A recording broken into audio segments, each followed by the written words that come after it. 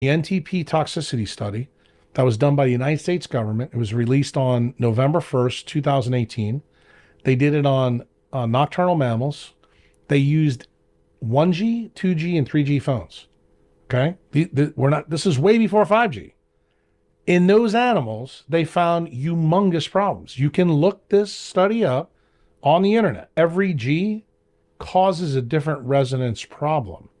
Like 1G isn't equivalent to 5. 4 isn't equivalent to 5. And you mean like different tuning fork issue? Correct. Certain people have different mitochondrial haplotypes.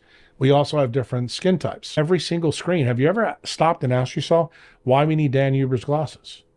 Because they have found through the programs that the government sponsored, at Tulane Neurosurgery and Neurology, it's called MK Ultra, that they were able to control people through light waves, wires in their head to figure out how they can control the behavior of monkeys. That's actually was done in a place close to where I went to medical school. I knew about all of these studies. So we can be controlled by light waves? No, not we can. We are. We are. Okay? Update your knowledge base. Why does every computer have a blue light screen? Why doesn't it come pre-loaded with Flux or Iris? Well, there's a reason for that. Do you know what the reason is? Because the blue light lowers your dopamine and melatonin level so that you become addicted. Who got that information first? Was it the CIA through the MK Ultra program? No, it wasn't. It was the mafia. You know how they got it? It's how they build Las Vegas. They put a city in a desert, in a geopathic stress zone, has shitty water, shitty magnetism, but great light. And then what they do, they put casinos out there, blocked all the light, and put one-armed bandits in there that made nothing but blue light. You know what the mafia found out by doing that? They didn't have to use a gun to stick you up to steal your money. Then they got even smarter. Then they started getting really pretty girls deliver you alcohol drinks for free. So dopamine levels fell sooner.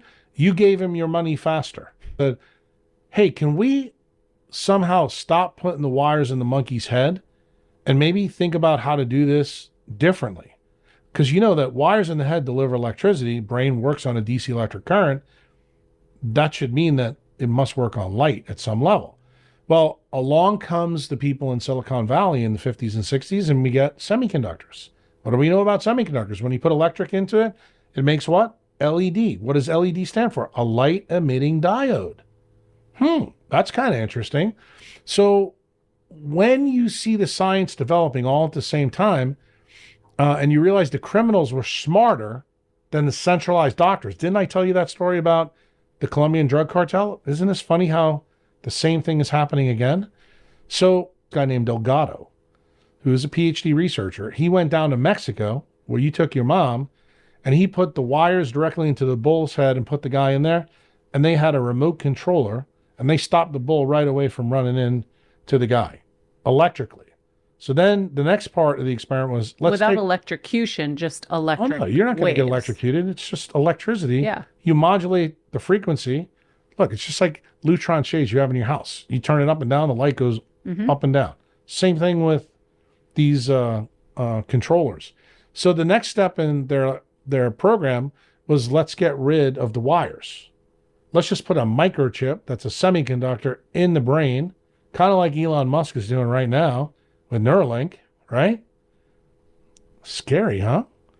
And what do? They were able to control electrically, photoelectrically, wirelessly. So then what did they next do? They said, could we use light to do the same thing? And guess what they magically found?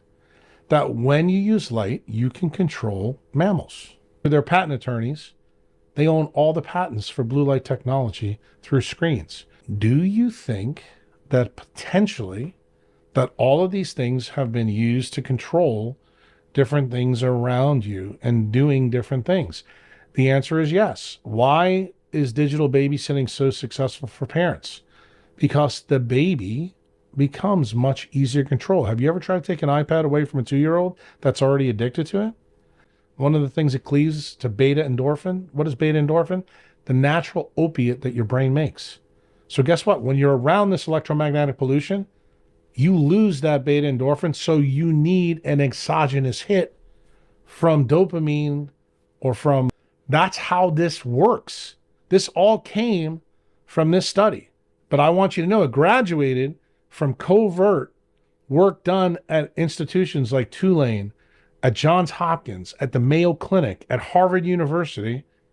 Then it jumped into big tech. Remember the old screens?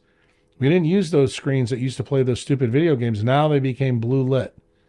And guess who owns all those patents?